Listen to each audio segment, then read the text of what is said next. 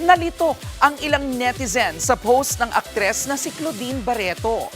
Sa post kasi ng aktres, sinabi po niyang, "I need 3 espressos. Santino dislocated his left knee. Please pray for him."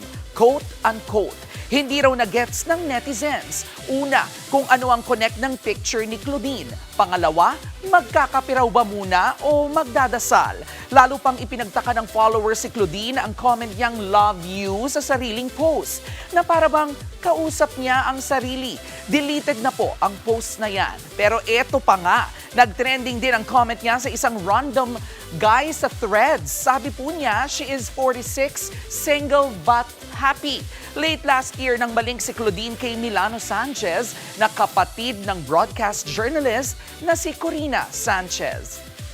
Mga kapatid, Jervy Wrightson po, eto na nga. Para sa latest showbiz news at iba pang K-alaman, mag-follow at mag-subscribe na sa social media pages ng News 5.